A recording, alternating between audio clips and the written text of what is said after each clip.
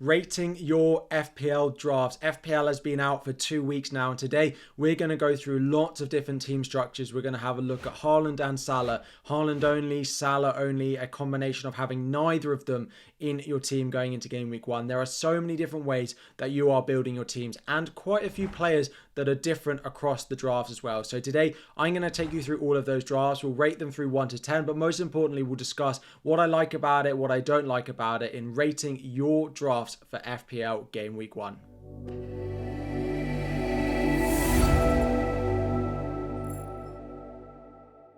What is up, everyone? Harry here. Before we dive in, 1,000 likes is the aim. Subscribe if you are new around here as well. And before we dive in, Fantasy Football Scout are powering these videos all throughout pre-season and once we get to the season as well. If you want to have a look at your team's predicted points, if you want to see how your defenders have their fixtures over the first few weeks, read articles on teams and drafts from top managers as well. You can check all of that out in the Fantasy Football Scout members area, which I use throughout pre-season as well. As I'm sure you've seen, there is 40% off discount at the moment as well. But the first draft is actually something that's getting a lot of sort of momentum at the moment, and that is a no Haaland and no Salah draft.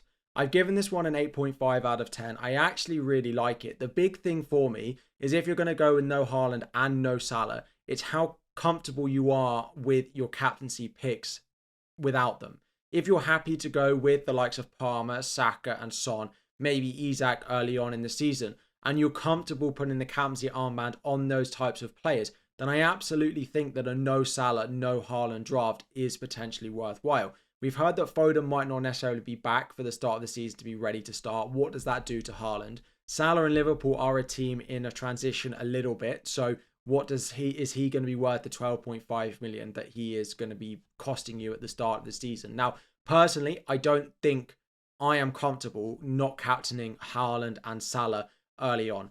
Plus, if one of them does really well at the beginning of the season, it is a little bit difficult to get to these players because they are the most expensive players in the game. There are a few players in this draft as well that I don't massively like. You've got Martinez in at 4.5.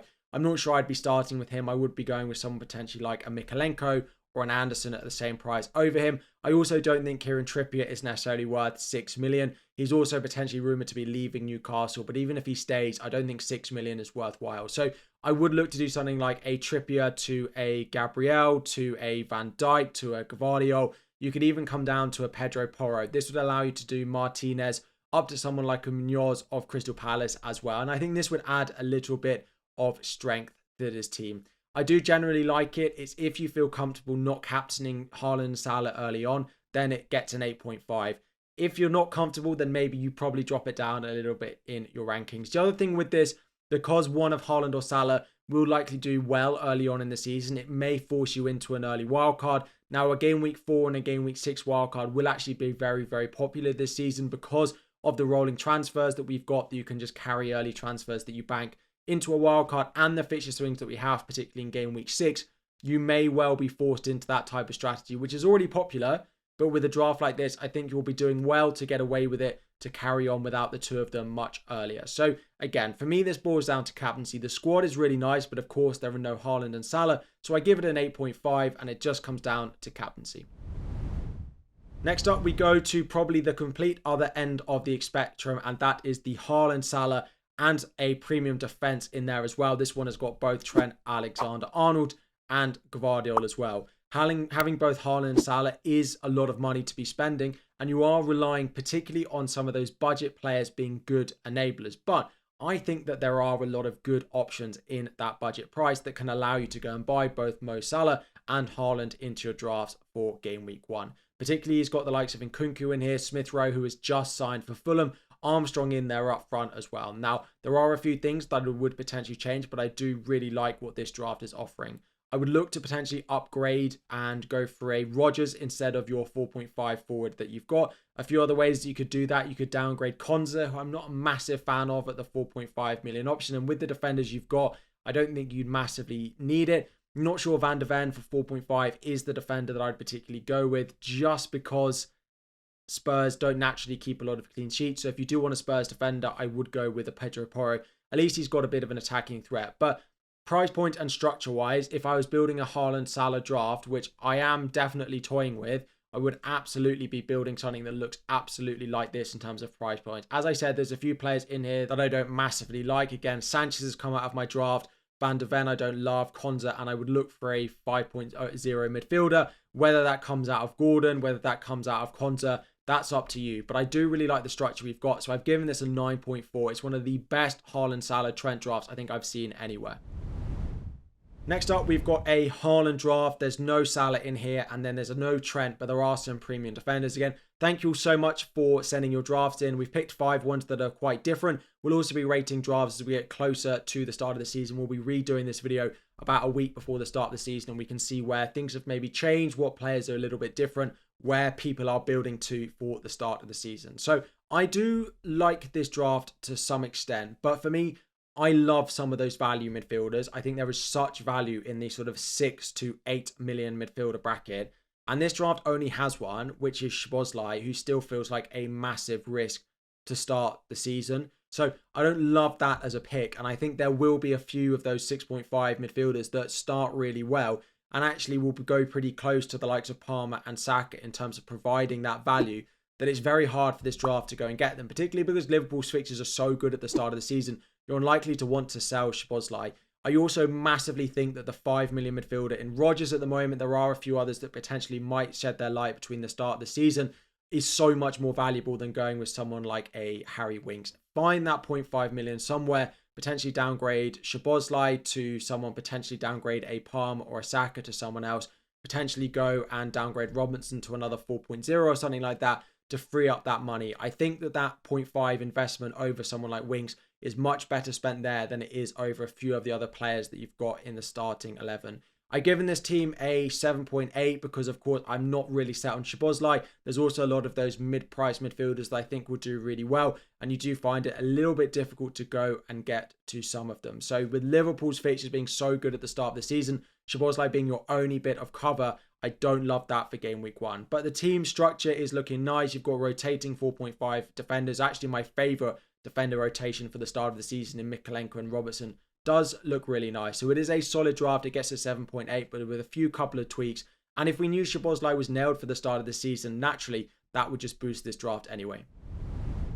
Draft number 4. And unfortunately, this was the weakest draft that we've got out of the top 4. This is the spending big up front. We've got Isak, Haaland, Watkins. For me, the 6 million price forwards in the likes of Chris Wood, in the likes of Muniz at Fulham, even a Armstrong, potentially even a João Pedro. A lot of those forwards in that offer so much value that I think going with an Isak, Haaland, Watkins front 3 just doesn't leave you enough value elsewhere. You are left with a midfield in this draft that I think is massively, massively too weak. So Bailey, Rodgers, Watkins as a triple up on Aston Villa's attack, I just don't think is worthwhile.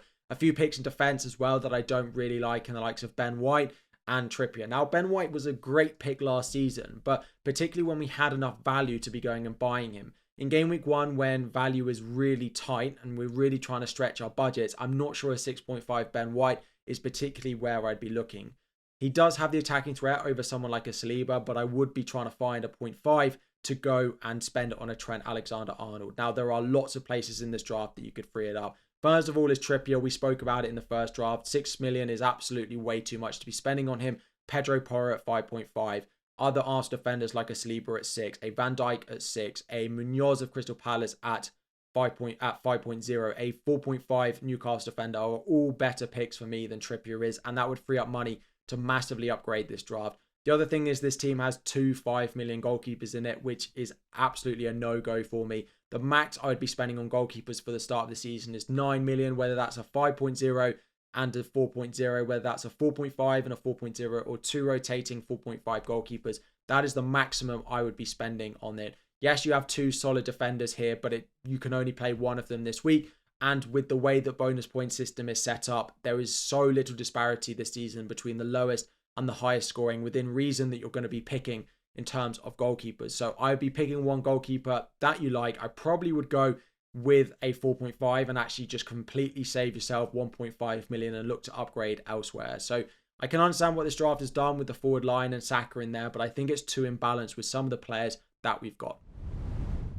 And then finally, it is team number 5, and this is a Salah only draft. So we have dropped Erling Haaland. Erling Haaland is actually becoming much more popular as we get closer to game week 1. It is something I thought would happen, that maybe people think starting without him is a good idea. And as we get closer and closer, as he scores goals, it starts to creep back into drafts. This is a very nice, a very solid no Haaland draft, and something that if you're looking to build a template or a draft like this, I absolutely would go with. Again, we spoke about Ben White. I don't massively think he's worthwhile to go and spend 6.5. I'd come down to a 6.0 in a Saliba probably if I'd have him. That 0.5 would be useful in this draft. You could upgrade an Armstrong to someone like a Muniz, which I think would massively strengthen this. Again, we've heard quotes from Pep Guardiola that Phil Foden might not be ready for the start of the season, so I would be a little bit cautious going with him for game week 1. Leon Bailey is a really nice differential. Most people will either go with Watkins or Rodgers of Aston Villa, but 6.5 million for him. He's likely to have slightly more surety of minutes.